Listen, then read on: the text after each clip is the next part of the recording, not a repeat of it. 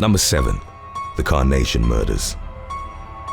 The Anderson family of Carnation, Washington, was attacked on Christmas Eve 2007 while preparing for their holiday party. King County police officers were dispatched to the home of Wayne and Judy Anderson following a mysterious 911 call made by someone inside the house. The caller neglected to identify themselves and immediately hung up after dispatchers heard what sounded like some sort of argument in the background. When deputies arrived at the scene, they were unable to gain access to the residence due to a locked front gate. Rather than investigate further, the officers left. 2 days later, Judy Anderson's friend and co-worker, Linda Thiel, went to the home to check on Judy as she'd been absent from work. Thiel peered through the window and saw multiple bodies on the floor. She called 911 to report her findings, and King County officers were sent to the Andersons' home. It was on that second dispatchment to the property that 6 dead bodies were discovered inside the residence. The victims were identified as Wayne and Judy Anderson, their son and daughter-in-law, and their 2 grandchildren. While detectives were investigating the crime scene, the Andersons' 29-year-old daughter Michelle and her boyfriend, Joseph McEnroe, drove up to the house and was subsequently taken in for questioning by the police. The pair would later admit to murdering Michelle's family members. According to subsequent testimony, the victims were shot a combined 14 times by the 2 killers, who reportedly showed up to the house on the afternoon of December the 24th of 2007. Michelle's parents, Wayne and Judy, were the first to have been gunned down. The other 4 victims were killed after they'd arrived at the house a short while later. Michelle's sister-in-law, Erica, was able to get a hold of the home's cordless phone and dial 911 before succumbing to her wounds. McEnroe quickly destroyed the phone and removed its batteries, which accounted for the call's abrupt disconnection that had previously puzzled the emergency dispatchers. The 2 perpetrators were ultimately convicted on multiple counts of first-degree murder and were both sentenced to life in prison. Number 6. Nikhil Perkins.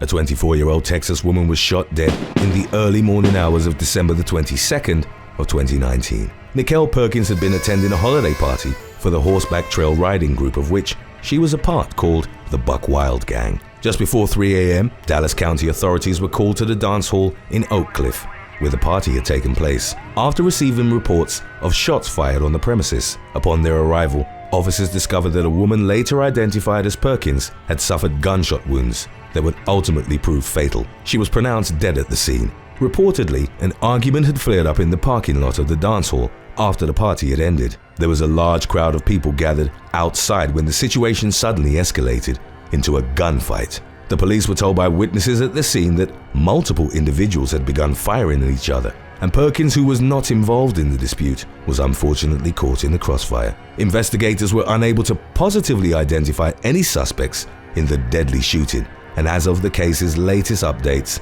there had been no arrests made. A former 3-sport athlete at Ennis High School, Perkins had worked as a medical provider at Baylor Scott & White Health prior to her untimely passing. Number 5. Caitlin Armand. 30-year-old James Talker shot and killed his estranged wife on Christmas Day 2016 at his home in King City, Oregon. At roughly 10 p.m. on the night, Caitlin Armand, aged 24, dropped the couple's 11-month-old daughter off at Talker's residence, which he reportedly shared with his mother and stepfather. After taking the girl into the house, Talker walked back outside, approached Armand's vehicle, and shot the woman 8 times with a 9mm handgun he'd purchased from a private seller the night before. Upon hearing gunfire, Talker's mother came outside to find her son sitting in his car. As she tapped on the window, he abruptly drove away. Just a few moments later, Talker called his mother and confessed to killing Armand. He then told her of his intention to take his own life. During the course of the next hour, Talker contacted one of his wife's friends as well as her sister to tell them of Armand's death. He was soon pursued by multiple Washington County police officers. During the resulting chase, Talker critically injured a state trooper, but was eventually shot by police off Highway 99W. Armand had made a number of domestic violence claims against Talker during their relationship, and the couple had been separated for roughly a year and a half prior to the fatal incident. In the weeks leading up to the shooting, Talker had sent Armand hundreds of texts in which he either begged her to take him back or threatened to kill her. On the night of Armand's murder, Talker had changed his Facebook profile picture to a photograph taken on the couple's wedding day. Number 4. Samira Imam. 34-year-old Samira Imam of Cardiff, Wales, was murdered by her lover and his brother on December the 24th of 2014. Imam, a marketing manager at Costco, had previously struck up a relationship with a co-worker named Roger Cooper, aged 39. Cooper was also married at the time and had a total of 3 romantic partners, including Imam. After Imam had given him an ultimatum to leave his wife and make their relationship public, Cooper put together a plan to kill his mistress in order to keep her from divulging the details of their 2-year affair. He enlisted the help of his brother David, an ex-soldier. After months of preparation, the murderous plot was finally set into motion on Christmas Eve 2014. In the evening, Cooper brought Imam to David's home in Leicester, England, after work. David subsequently overpowered the victim on his sofa, smothering her with a chloroform-soaked rag. The brothers immediately disposed of her body, burying it in an allotment with the help of a friend. Imam was reported missing by her family after she'd failed to return home for Christmas. Her whereabouts had been unknown until her body was found on January the 4th of 2015. Roger and David Cooper were arrested 3 days later and eventually admitted to carrying out the murder.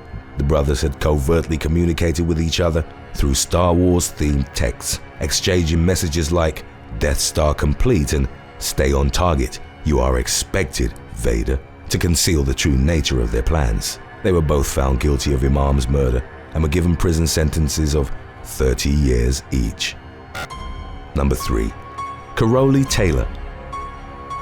On December the 24th of 2019, Houston woman Karoly Taylor was killed by her ex-boyfriend during a family get-together that was celebrating her 46th birthday. The party took place at the home of Taylor's uncle, Dominique Ortiz. The family had just finished singing "Happy Birthday" to Taylor when Ortiz noticed a black Jeep pull up in front of the residence. Taylor's ex-partner, 52-year-old Albert Simon, emerged from the vehicle carrying a long-barrel firearm. As Simon approached the house, Ortiz went outside to confront him. The homeowner would later tell police that Simon then forced his way inside the home and demanded Taylor go with him on a walk. He threatened the woman and her family with violence if she refused, so she agreed to step outside. Not long after the two had left the house, Simon fired 5 rounds at his ex-girlfriend, killing her instantly. The gunman fled the scene and was on the run for roughly 4 days before he was ultimately caught by police at Herman Park. He was shot dead by Houston officers after reaching inside his bag. Taylor had reportedly ended her relationship with Simon just a week prior to her murder. Hours before the party, she'd received multiple threatening texts from the man who would eventually end her life. She was survived by a daughter named Maya. Today's topic was requested by Instagram follower Sydney Bayake. If you have any other topics you'd like to learn about, subscribe and let us know in the comments section below. Or follow us on Instagram and reach out to us there. Number 2. Alexis Valdez. An 18-year-old Chicago resident decapitated his aunt's boyfriend and proceeded to give his severed head to her as a present on Christmas Day of 2013. Alexis Valdez had previously moved in with his aunt and her partner, 41-year-old Silvestre Diaz Hernandez, under several conditions that included him going to school, holding a steady job, and helping pay for household bills. In the months leading up to the gruesome incident, Valdez had stopped holding up his end of the agreed-upon bargain. He was no longer attending school and had quit his job, prompting his aunt to request that he move out. A disgruntled Valdez then made plans to murder Diaz Hernandez as a form of revenge towards his aunt. The teenager would later disclose to investigators that he assaulted his aunt's boyfriend with a hammer, leaving a hole in his skull. When the victim was dead, Valdez then mutilated his corpse. He removed the eyes, nose, and ears from Diaz Hernandez's head, then separated the head from the rest of his body. He placed the severed body part on his aunt's bed, later telling police he wanted to leave her a present for Christmas. Valdez then called 911 and told dispatchers of the dead body. When emergency responders asked if he had attempted CPR, Valdez simply laughed off the question and revealed that the body had been decapitated. When officers arrived at the scene, they found the perpetrator covered in blood. In February of 2017, Valdez pleaded guilty to first-degree murder and was sentenced to 33 years in prison. Number 1. The Covenant Massacre. In 2008, a man dressed as Santa Claus showed up at a Christmas Eve party in Covina, California, and viciously murdered 9 people, including his ex-wife. The perpetrator was later revealed as Bruce Pardo, aged 45.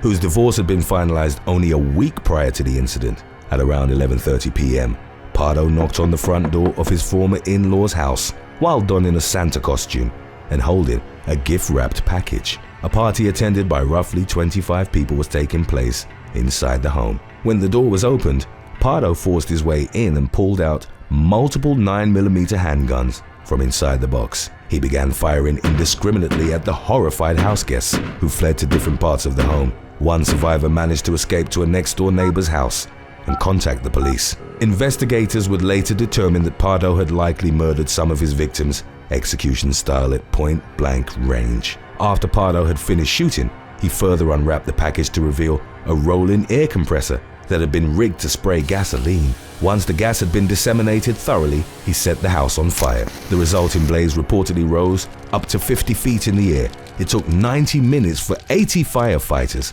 to finally put out the flames. After igniting the fire, Pardo changed into street clothes and drove to his brother's house 30 miles away. He would later take his own life by way of a self-inflicted gunshot to the head. Police theorized that Pardo's initial plan was to flee the state after carrying out the attack. However, after suffering third-degree burns from the house fire, some of which had resulted in the suit melting into his skin, he changed his plans. Among those murdered during the massacre was Pardo's ex-wife, Sylvia. Investigators have speculated that the couple's marital problems likely served as the primary motive for the crime. Thanks for watching. Would you rather listen exclusively to Christmas music year-round or eat the same food for each meal every single day of your life? Let us know in the comments section below.